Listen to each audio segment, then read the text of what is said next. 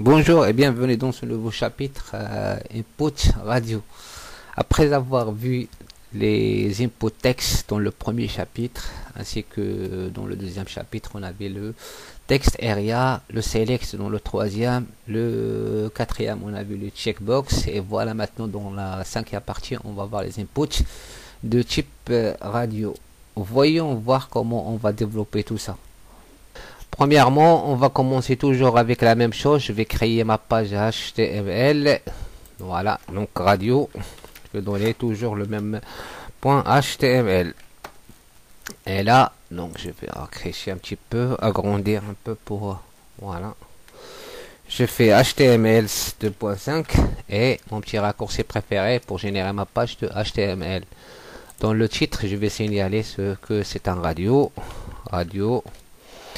Et dans la partie, donc je fais un H1 pour un petit rappel radio box. Et là, toujours, donc je fais input de point type. Je fais input comme ça, input de point radio. Donc soit R radio, il me propose la entrée par défaut, il me le fait ça directement. Name, je vais l'afficher, donc là je fais module, voilà, ID, donc je fais rien, et là, voilà, je rafraîchis, un clic droit sur Visual Studio Code pour voir, et Open Live Server. Je vous signale que pour voir ça sur votre Visual Studio Code, il faut installer le serveur Live Server, c'est une extension qu'on peut rajouter sur VS Code. Donc si vous savez pas, donc j'ai dans la partie installation de serveur, j'ai signalé tout ça. Donc là, j'ai ma page, je les mets l'un à côté de l'autre.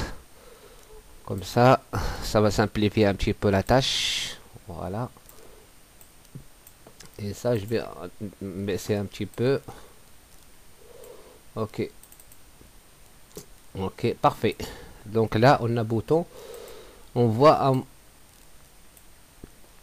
directement le bouton là, donc mais il n'est pas coché, donc toujours, donc la valeur c'est comme le checkbox pour c'est checked.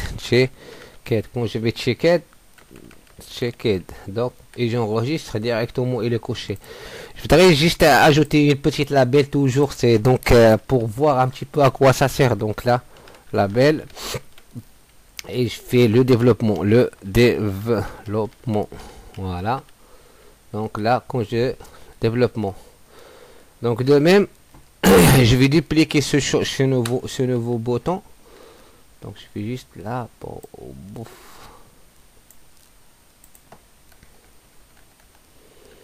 label slash label, ouais. Donc là, c'est bon. Donc là, c'est, je fais toujours, on a des pour dupliquer le code, il faut soit c'est on n'a pas besoin de sélectionner, je mets juste le curseur là, donc à la ligne où je veux copier, et voilà, je vais un petit peu, et je fais Alt, la tool Alt, Shift et les flèches de bas, donc pour dupliquer. Donc là, le développement, je vais changer ce mot là, le développement, le graphisme et l'électronique. Voilà. Et l'électronique. Voilà. Et la dernière partie, c'est le dessin industriel. Le dessin industriel. Voilà. Maintenant, je fais un CTRL S pour enregistrer. On voit, voilà, le développement, le graphisme électronique et le dessin animé. Comme d'habitude, là tu vas donc pour revenir à la ligne, donc je peux faire juste un petit BR pour revenir à la ligne. Voilà, BR. Donc là, on n'est pas là pour faire du CSS, mais dans un cours, je vais expliquer un petit peu pour éviter un petit peu de créer à chaque fois des BR. Donc on va voir la notion de bloc. Donc et je vais vous montrer comment résoudre ce problème là. Donc pour le moment, c'est juste pour un affichage très simple. Donc là,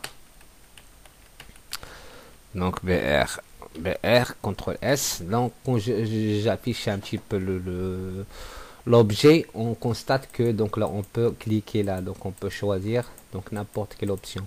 Et une petite remarque aussi à la fin, donc c'est le file set. Le file set, c'est pour regrouper un petit peu toute la panoplie dans un objet file set. C'est aussi comme regrouper un petit peu toutes les slash file set. Je prends juste slash file, CTRL, et je les mets à la fin là, comme ça.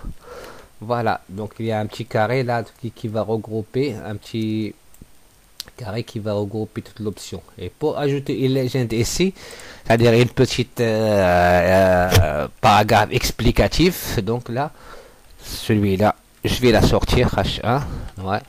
Et là, je fais légende. Donc légende, donc c'est la caption de file set. Donc je vais ajouter choix de module, choisir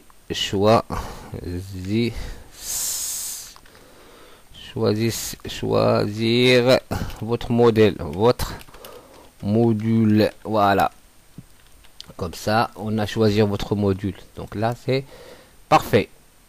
Ah d'accord, donc la radio, donc là c'est input plutôt, donc c'est un input. Donc là, et quand je console log, je vais rafraîchir là et voilà. Qu'est-ce que je récupère? Si j'ai mon module qui est checké là, donc stop. Donc là, et toute la même chose. Donc si je voudrais récupérer tous les objets là, donc là je récupère que le premier élément. On a dit pour récupérer le premier élément, donc on fait query selector. Par contre, si je voudrais récupérer tous, donc query selector, je vais ajouter le mot all. All, il va récupérer quoi? Il va récupérer toutes les inputs qui se trouvent dans cette zone là.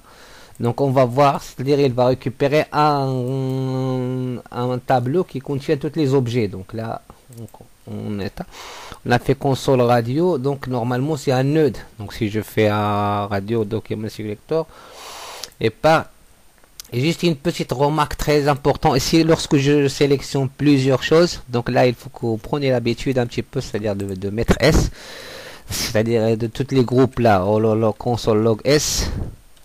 Comme ça, je sais très bien, c'est un node list. Là, regarde, on constate là, c'est un node list. Un node, donc c'est un node. C'est comme une sorte de collection qui contient 4 inputs. Donc on va constater ça vraiment dans le console. Input avec la propriété length. On l'a déjà vu dans le truc là. Donc pour parcourir et récupérer les éléments, il faut que j'utilise la boucle for. Pour récupérer un petit peu chaque élément, c'est-à-dire élément par élément. On a la longueur point length, la propriété point length. On va donc je peux récupérer. Dans le cours de checkbox, j'ai utilisé un for off. Donc là, on va essayer une autre boucle pour boucler sur une collection. Je vais utiliser un autre type de for. Et le for cette fois-ci, donc je vais faire un tableau, tout simplement un tableau. Je vais donc je peux aller la valeur traditionnelle let's i est égal à 0 point virgule i inférieur à quoi? À radio point length, la propriété length qui existe déjà ici, donc je peux l'utiliser, length gth, voilà. Point virgule, je fais i plus plus. Ça c'est l'ancien for. Le tout je fais un db. Et là, celui-là, je vais la remonter voilà, pour voir. Donc là, qu'est-ce que j'ai fait? For les i, donc allons de le premier élément c'est-à-dire répéter la chose, allons du premier élément vers le dernier. Donc on incrémente une à une et chaque fois je vais afficher le console dans log de radio de quoi? Radio de i. C'est un tableau, on a dit radio de i. Et là, on sauvegarde et on rafraîchit. Voilà. On rafraîchit. Donc là, donc la console log, donc on a récupéré toutes les données. Maintenant